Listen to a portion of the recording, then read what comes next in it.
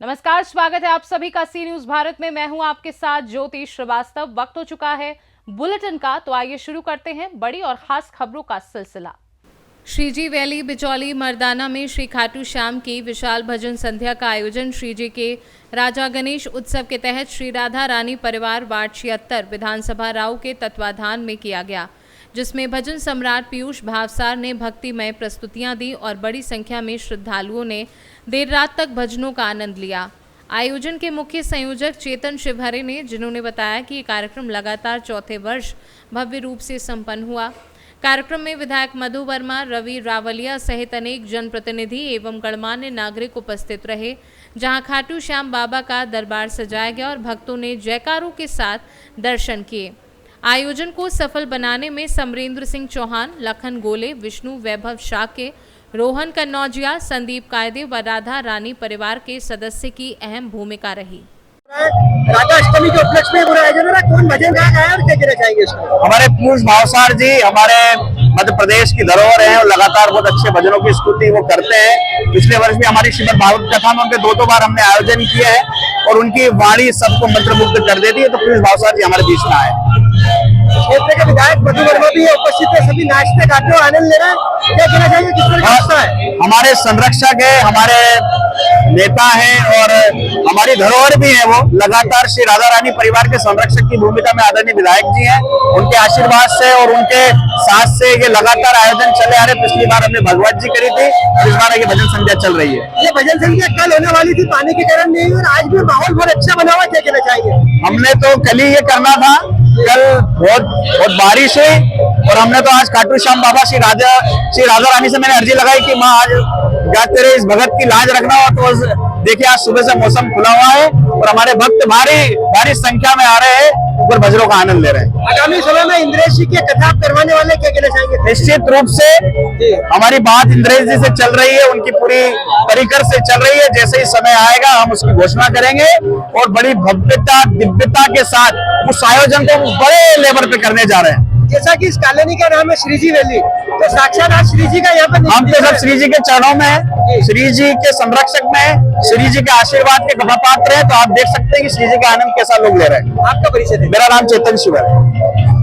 क्या कहना चाहेंगे पूरा माहौल को देखते हुए? देखिए आज पीयूष शास्त्री जी की जो कथा हो रही भावसार जी की, मैं समझता हूँ ये खाटू श्याम की जो भजन संध्या है। और मैं समझता हूँ आपने देखा होगा कि पिछली बार भी चेतन ने आपने देखा होगा एक बड़ी कथा कराई थी और बड़ी ऐतिहासिक कथा हुई थी। मेरे ख्याल से 3 साल हो गए ना कि 2 साल 4 साल हो गए, चौथा साल ये चौथे वर्ष कार्यक्रम का हमारे राधा रानी परिवार से भाऊ भाई हमारे बहुत अच्छा कार्यक्रम कराते हैं। इस बार भी पीयूष जी की ये जो खाटू श्याम की कथा कराकर मैं समझता हूँ आप देख रहे हैं पूरा बिचौली, मैं एक श्रीजी वैली की बात नहीं करूँगा, पूरा बिचौली की मात्र शक्ति और सारे अधिक से अधिक लोग यहाँ पर आए। मैं समझता हूँ खाटू श्याम की कथा सुनने का आनंद भी लेंगे और मैं समझता हूँ ये कथा के बाद लोगों को उसका लाभ भी मिलेगा। मैं इस समय हमारे चेतन शिवहरे को, चेतन जी को बहुत धन्यवाद बधाई देता हूँ कि वो दिखते छोटे हैं काम बहुत बड़े बड़े करते हैं। और मैं समझता हूँ कि यहाँ लगता है लोगों को कि कुछ चेतन के नाम का कोई व्यक्ति यहाँ रहता है, बाबू भाई के नाम का एक कार्यक्रम करते हैं, इनकी खुशबू बहुत दूर दूर तक चली जाती है। किसी समय पर बिचौली क्षेत्र में भारतीय जनता पार्टी का झंडा उठाने वाला कार्यकर्ता भी नहीं मिलता था और आज यह पूरा गढ़ बन चुका, पूरा भगवामय हो गया। क्या कहना चाहेंगे? देखिए मैं तो इतना कहूंगा, ये सारी ताकत मेरे कार्यकर्ताओं की और यहाँ पर इतने सारे कार्यकर्ता, मैं समझता हूँ जितने नाम तो मैं बोलूंगा तो मैं समझता हूँ बहुत समय लग जाएगा। एक बहुत ही जोरदार कार्यकर्ता और बहुत संघर्ष के बाद उन्होंने इसको गढ़ बनाया और लगातार हम लोग इन लोगों के माध्यम से छोटे छोटे काम होते हैं, चाहे विकास के काम हो, व्यक्तिगत काम हो, सार्वजनिक काम हो। मैं समझता हूँ लगातार हारने के बाद भी काम किया और जीतने के बाद तो मैं समझता हूँ करोड़ों के काम हमने हर बस्ती में, जहाँ खड़े अभी यहाँ पे नर्मदा नहीं थी, यहाँ नर्मदा का पानी, यहाँ पर अभी 90 लाख रुपए की ड्रेनेज का काम चालू हुआ, भूमि पूजन का ऐसा गार्डन अभी 3-4 हमने बना रहे हैं, पीछे गार्डन लगातार। मैं समझता हूँ जिस कॉलोनी में जाएंगे, जिस बस्ती में जाएंगे, कहीं ना कहीं काम चलते हुए मिलेंगे, चाहे बास कॉलोनी हो, चाहे मध्यम वर्ग के। और एक बड़ा काम अभी हम लोग और करने जा रहे हैं, हमने अमृत योजना में पूरी बिचौली हफ्सी, बिचौली मर्दाना और जितनी जो है मतलब मैं समझता हूँ कि कॉलोनी है जितनी 76 की, कॉलोनी हो, मल्टी हो।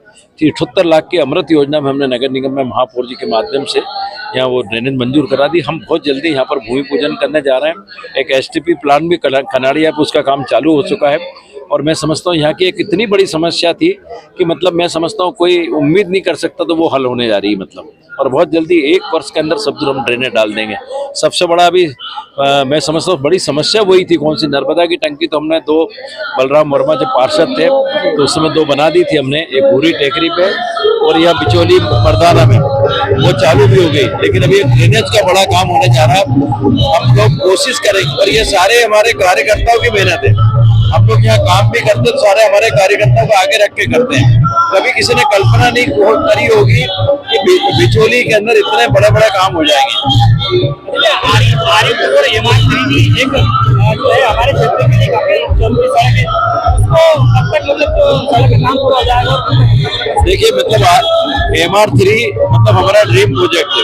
बहुत जल्दी हम लोगों ने पहले वो IDA बनाने, नगर निगम बनाने वाली थी, फिर IDA ने ले लिया था प्रोजेक्ट। अभी वापस से नगर निगम में हमने महापौर जी से निवेदन किया तो उन्होंने ले लिया है अपनी उसमें अगली कार्य योजना के अंदर। और मैं समझता हूँ बहुत जल्दी हम लोग काम चालू करेंगे। बालदा का भी हमने रोड जो है मतलब अभी PWD से हमने महापौर जी से कहा था, तो PWD उसके अंदर हमने अभी 8 करोड़ रुपए मंजूर करा के 33 फीट चौड़ा रोड बनाने का काम हमने भूमि पूजन कर दिया और उसका काम चालू हो रहा है।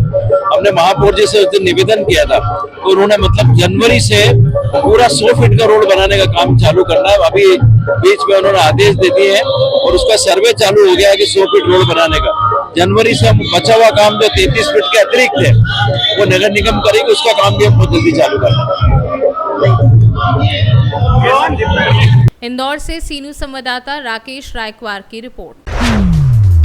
धूप दशमी के पावन अवसर पर शहर के जैन मंदिरों व जिनालयों में संतों व भगवंतों के सानिध्य में आकर्षक साज सज्जा के साथ धार्मिक मंडलों की रचना की गई, जिनमें ऑपरेशन सिंदूर, 10 लक्षण पर्व, पंच परमेष्टि जैसे विषय शामिल थे। सैकड़ों श्रद्धालुओं ने मंदिर पहुंचकर मंडलों व झांकियों के दर्शन किए, पूजा अर्चना की और संतों के प्रवचन सुने। श्री दिगंबर जैन आतिशय क्षेत्र नवग्रह जिनालय ग्रेटर बाबा में विशेष LED सजावट के साथ झांकी सजाई गई, जिसका उद्घाटन मुनि पूज्य सागर महाराज ने किया। यह आयोजन नवग्रह विद्यालय समिति के अध्यक्ष नरेंद्र शकुंतला वेद परिवार द्वारा किया गया और पूरे इंदौर में सबसे भव्य सजावट यहीं देखने को मिली, जहां बड़ी संख्या में जैन समाज जन पहुंचे।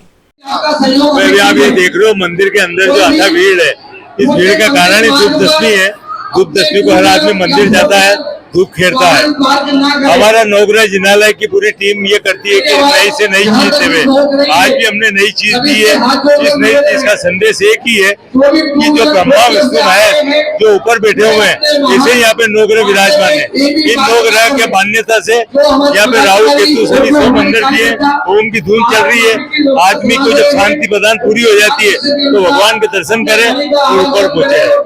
ये थीम बनाई है हमने। मैं दिगंबर जैन समाज सामाजिक संगठन अध्यक्ष नरेंद्र और दिगंबर जैन नवग्रह जिनालय अध्यक्ष। लक्षण पर्व के अंतर्गत धूप दशमी का आयोजन हो रहा है, तो नवग्रह जिनालय ग्रेटर बाबा कैलाश परिसर में किस तरह का आयोजन यहाँ पे बताइए। ये पर्व हमारे यहाँ पे बहुत महत्व रखता है। आज धूप दशमी कर्मों का नाश है। आज हम यहाँ LED के द्वारा सर्वेक्षण बनाया है। सर्वेक्षण का मतलब पूरा साक्षात स्वागत।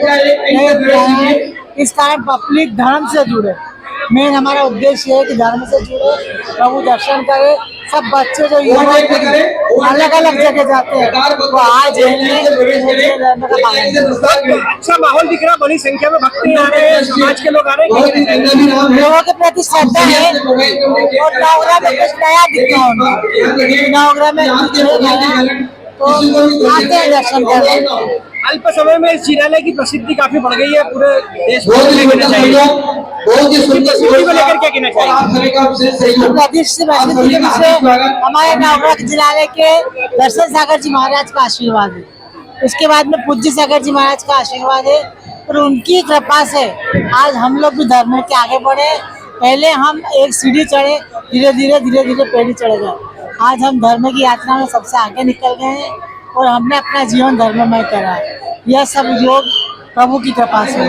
आपका परिचय दे दीजिए। मैं शकुंतला वेद, नरेंद्र वेद की पत्नी। इंदौर से सी न्यूज संवाददाता राकेश रायकवार की रिपोर्ट। पवई नगर और मां कलेही प्रांगण में बंदरों का आतंक बढ़ता जा रहा है, जिससे दर्शनार्थी और दुकानदार लगातार परेशान हैं। मंदिर परिसर में बंदर श्रद्धालुओं पर हमला कर रहे हैं। कई लोग घायल हो चुके हैं, जबकि भोग प्रसाद की दुकानों में तोड़फोड़ और नुकसान से दुकानदारों को आर्थिक क्षति हो रही है।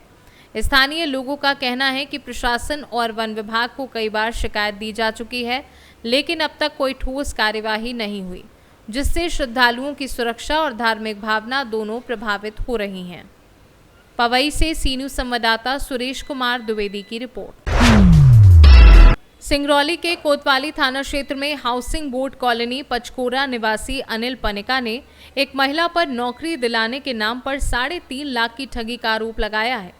शिकायत के अनुसार आरोपी महिला पीड़ित की पत्नी के पार्लर में आती थी और खुद को कलेक्टर व एसडीएम से जुड़ा बताकर विश्वास में लेकर पैसे ले गई। बाद में केवल 20,000 लौटाए और बाकी देने से इनकार कर दिया। पीड़ित परिवार ने कोतवाली थाना और एसपी कार्यालय में गुहार लगाई, पर अब तक कोई ठोस कार्यवाही नहीं हुई। मामले पर एएसपी अभिषेक रंजन ने कहा कि जांच जारी है और उचित कदम उठाए जाएंगे। निशा पनिका है और मैं पार्लर चलाती हूँ और मेरे पार्लर में एक औरत आती थी रेशमा खान नाम की, और उनसे मेरी मुलाकात हुई थी। और उनसे मुलाकात हुई थी, वो क्या करती थी कि आती थी कंटिन्यू मेरे पार्लर में, और आती थी तो काम कराती थी, ठीक है। तो काम कराते कराते बातचीत होते होते कुछ दिन बीत गए और वो बताती थी कि हाँ मैं अधिकारी हूँ, तो मैं कलेक्टेड में भी मेरा मतलब काम कराती हूँ और फाइनेंस वगैरह का मेरा काम रहता है, ये सब चीज़ें बोलती थी। तो कुछ दिन हो गया तो हम लोग सोचे कि हाँ सच में मैडम तो मतलब करती हैं ऐसा काम, और फ़ोन भी आता था सामने कि मैडम मैडम मैडम करके ऐसे ये सब चीज़ें। तो हम लोग थोड़ा सा मैं मतलब सोची कि पूछी एक दिन कि मैम मतलब आप क्या करती हैं क्या नहीं, तो उन्होंने बताया कि मैं मतलब कलेक्टेड ऑफिस में हूँ, ये सब चीज़ें। तो हम थोड़ा सा विश्वास किए कि चलो ठीक ही है। तो हम लोग चर्चा किए कि मतलब वही बोले कि जॉब वगैरह भी होता है, करवा देते हैं, अगर किसी कोई ज़रूरतमंद हो तो बताइए। तो हम बोले ठीक है मैडम बात करेंगे, है तो बहुत लोग, अगर ऐसा होता होगा तो फिर अच्छी बात है, लग जाएगा तो ठीक ही रहेगा, घर में भी बहुत लोग हैं, सबका भला ही हो जाएगा।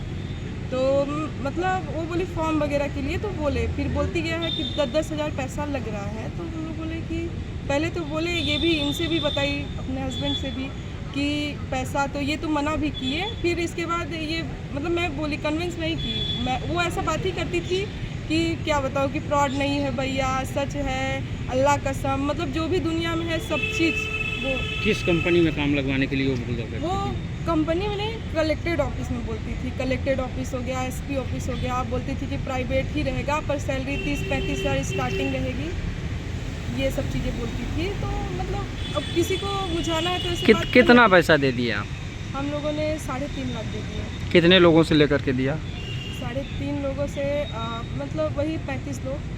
35 लोगों से 10-10 रुपये? 10-10 हज़ार करके, तो 10-10 हज़ार वो मांगी थी, तो 10-10 हज़ार करके दे दिए। अब क्या बोल रही हो? अब तो मेरा नंबर ब्लॉक कर दी हैं, मेरे हस्बैंड से बस बात करती हैं। मैं मतलब यही बोलती हूँ कि मैडम ऐसा मत कीजिए, फ्रॉड में मत फंसाइए, आप अच्छी हैं, अच्छे से बात करते थे। पर वो मतलब चिड़चिड़ाने लगी, मतलब एक टाइम था कि जब अच्छे से बात करती थी, अब जब पैसा मांगते हैं अच्छे से बात भी नहीं करती है, उसको मतलब बोझ लगते हैं हम लोग। ऐसे करते करते अब मेरे से बात ही नहीं करती, मेरा नंबर भी ब्लॉक कर दी। अब पुराना जो नंबर पैसे का लेन देन किस माध्यम से हुआ? वो ऑनलाइन हुआ है, फ़ोन पे से? हाँ फ़ोन पे से हुआ है। अच्छा। तो यही सब चीज़ें हैं। अभी आपने आवेदन दिया है, अभी पुलिस अधीक्षक को क्या बोला गया? अब आवेदन दिया गया है, दिए हैं, पर सर बोले हैं कि आगे कार्यवाही की जाएगी, ऐसे बोले हैं। क्या नाम है, कहाँ के रहने वाली? मेरा नाम निशा पनिका है और मैं ग्राम हरावा की रहने वाली हूँ। अभी आप एसपी ऑफिस में आए हैं, क्या कुछ समस्या है आपके? जी मेरा नाम अनिल कुमार है, मैं ग्राम हरावा का रहने वाला हूँ और फिलहाल अभी 2-3 वर्षों से बैठन में रह रहा हूँ। और मेरे वाइफ के द्वारा यहाँ बिलौंजी पचकोरा में पार्लर चलाया जाता है, जहाँ एक औरत आती थी जिनका नाम रेशमा खान है। उनके द्वारा नौकरी दिलाने के लिए हम लोगों से पैसे की ठगी की गई है। कितना पैसा? जी 3.5 लाख रुपए। क्या बोला गया? उन्होंने ये कहा था कि मैं श्री राम माइक्रो फाइनेंस में काम करती हूँ, प्लस मैं कलेक्ट्रेट में भी मेरा आना जाना है और वहाँ मेरा अच्छा खासा परिचय है कलेक्ट्रेट से, एसडीएम से, जिससे मैं आप लोग का नौकरी लगवा दूँगी और क्या कहते हैं 10,000 रुपये प्रति कैंडिडेट मुझे दीजिए और मैं नौकरी लगवा दूँगी। जिसके एवज में पहले 2-3 लोगों का दिया गया, फिर बोली नहीं और लोग का लग रहा है। ऐसे करते करते कम से कम मैंने 3500 का दे दिया, जिसमें 3.5 लाख रुपए मैंने उसको दिया। मतलब एक व्यक्ति का नौकरी लगवाने के लिए कितना मांग रहे थे? 10,000 रुपये। अच्छा, 10,000 रुपये। ये कहाँ के रहने वाली हैं रेशमा खातून? जी, मुझे पता चला है कि ये DAV रोड में वार्ड नंबर 31, इनके पति का नाम इख्तियार खान है और इतनी ही जानकारी है मुझे उनके बारे में। अच्छा, तो अभी आपका क्या एसपी से मुलाकात हुई? जी, एसपी से मुलाकात हुई थी। सर के रूम में गया था मैं, वहाँ TI साहब बैठे थे, उन्हीं से बातें हुई कि जो भी है मैं कार्रवाई करूँगा उसके खिलाफ। आप क्या चाहते हैं? मैं चाहता हूँ उसके ऊपर कार्रवाई हो कि ताकि वो दोबारा ऐसा कोई कृत्य ना करे जिससे कोई भी निर्दोष या फिर कोई भी गरीब या फिर कोई भी अन्य व्यक्ति ऐसे परेशान ना हो। क्या नाम है, कहाँ के रहने वाले हैं? जी, मेरा नाम अनिल कुमार है, मैं ग्राम हरावा का रहने वाला हूँ। सिंगरौली से सी न्यूज संवाददाता संतोष पनिका की रिपोर्ट। फिलहाल के लिए इस बुलेटिन में बस इतना ही। देश दुनिया की बाकी खबरों को जानने के लिए आप देखते रहिए सी न्यूज भारत।